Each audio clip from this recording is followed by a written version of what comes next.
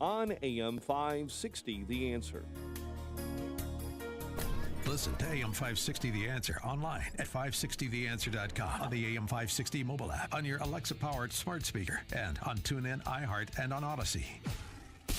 Now, from the Signature Bank Studios, this is Chicago's Morning Answer with Dan Proft and Amy Jacobson. If you're looking for the latest news, insight into what it means, and the sharpest opinion, there's only one station in Chicago where you can turn, and it's this one. We're AM 560, The Answer.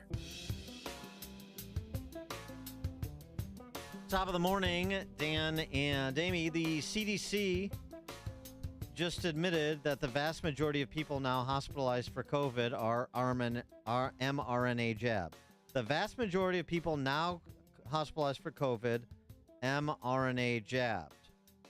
And if you think that would in any way chill the recommendations of the CDC being repeated by COVIDians like New York Governor Kathy Hochul, well, you'd be wrong.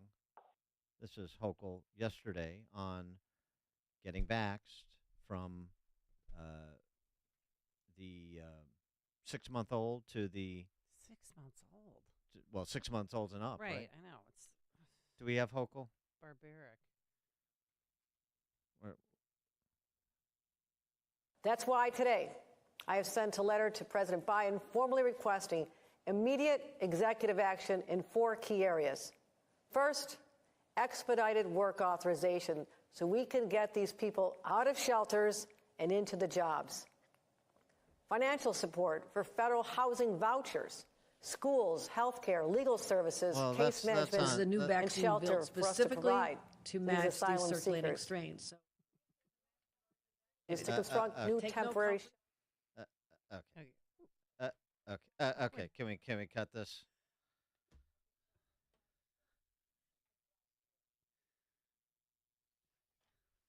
Okay, let's try that again. Do we have this?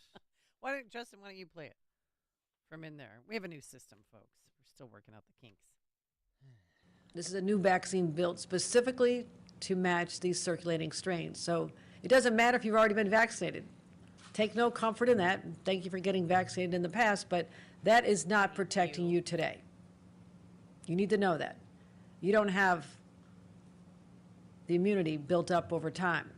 So as the virus evolves, this is where our scientists and researchers and companies have to get ahead of it. The virus evolves, so must our response. So here's the simple message, New Yorkers. Get the vaccine. That is the best way by far to protect yourself and those around you. And we're smart, we're resilient, we protect each other. We've done this since March of 2020. No reason to stop now. Karol Who the heck does she think she is? Karol Markowicz took the message from the Cuomos and the Hochuls of the world, a New Yorker, and she moved to Florida. We'll see if she's interested in moving back now that New Yorkers are looking out for one another. Columnist for the New York Post, co-author of Stolen Youth, How Radicals Are Erasing Innocence and Indoctrinating a Generation. Karol, thanks for joining us again. Appreciate it.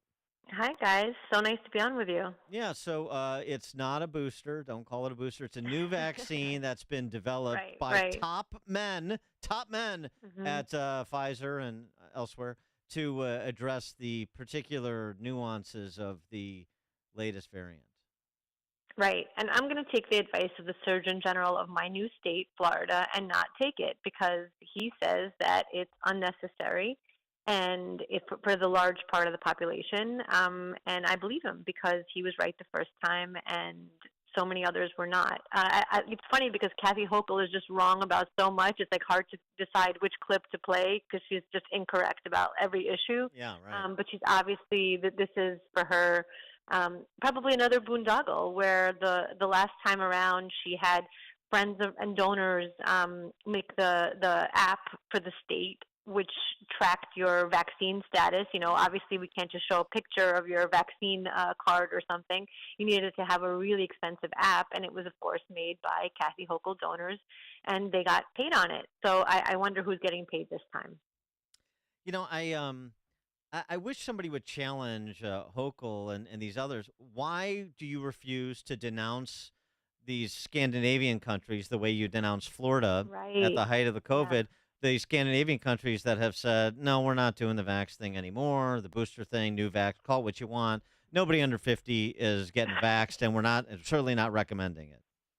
Yeah, well, that was my question also throughout the pandemic, where the schools were closed in all the liberal areas, and they were always pointing to Europe before that time, saying, "Oh, we should be like Europe. We should be like Europe." Well, the schools were open in Europe. Kids were unmasked in Europe. Why weren't we doing what they're doing for the first time ever?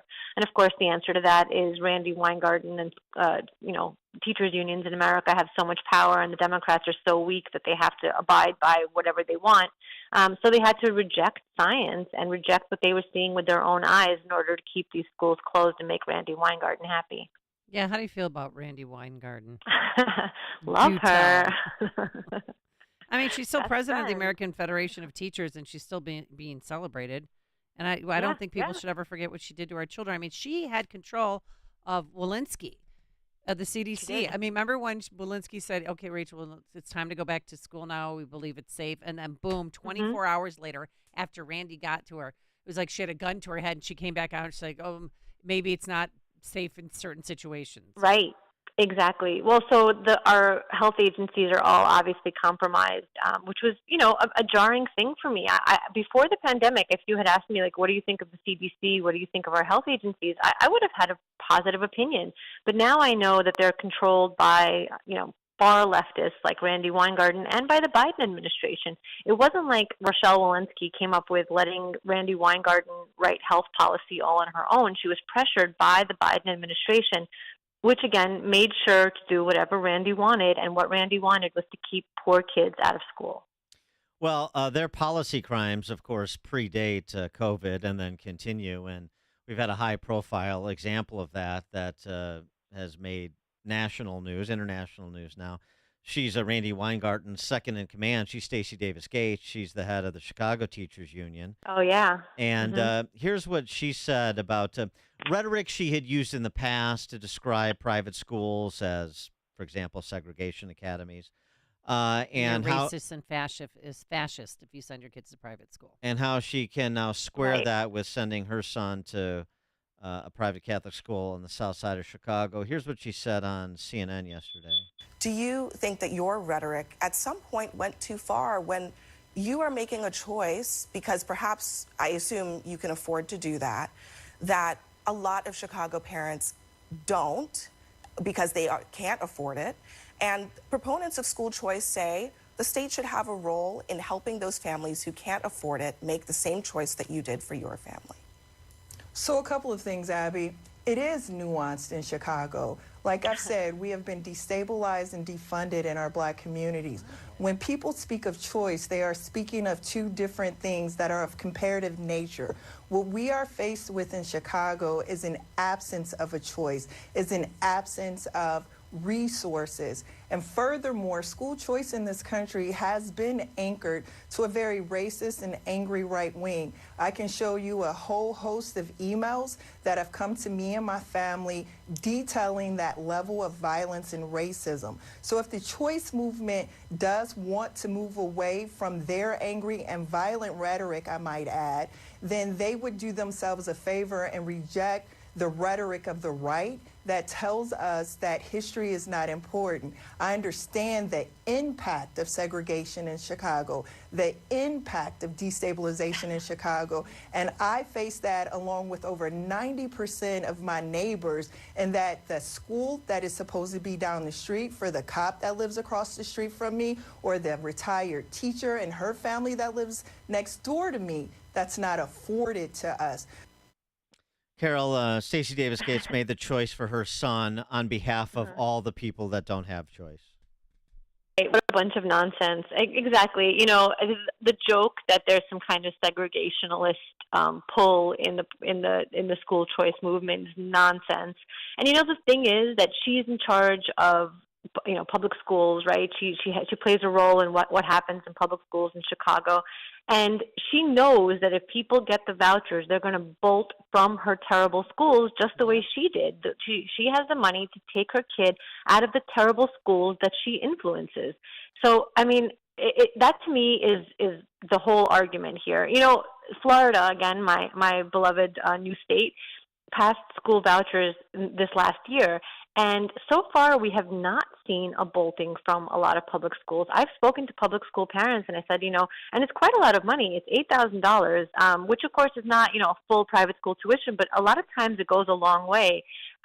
And I've spoken to public school parents, and they say we're happy with our local public school. And they like, for example, that Ron DeSantis is able to influence these public schools into not having woke nonsense in the schools, influence that he simply doesn't have in private schools. So that's an angle for, school choicers to think about, that when you have good public schools, it becomes a little less important to have vouchers in school choice. We absolutely still should. But in places like Chicago, it's a no-brainer. If she got her kid out of the public school that's failing, so should poor parents all over Chicago. Yeah, I mean, I love the dissociative episode that these politicians do, where they're talking about things that are systemic to avoid focusing on the fact that they made a choice they're saying is not available. It's something to behold, but unfortunately, it seems to work here. I don't know. There's something very wrong here in Chicago. In case you didn't know, Carol. Yeah. We're just like New York, but maybe a little bit worse. I think so. Karol Markowicz, columnist for the New York Post, co-author of Stolen Youth, How Radicals Are Erasing Innocence and Indoctrinating a Generation. Thank you, Carol. Thank you so much. Thanks. And she joined us on our turnkey.pro answer line. Hear about the big stories of the day, then talk about them right here on Chicago's Morning Answer on AM 560. The Answer. We all hear the radio ads about the IRS. They tell you to be afraid, to be scared, and they try to frighten you into calling. I'm not here to do that. Tax Relief Advocates is different. TRA is here to tell you that if you owe money to the IRS, whether it's $5,000, $50,000, or $500,000, we have a solution. It doesn't matter if you're sitting in your car, at work, or with your kids. No matter where you are, call now. 800-575-6745. Don't lose hope. TRA can eliminate or reduce what you owe to the IRS. There is zero risk to you. If we can't reduce your tax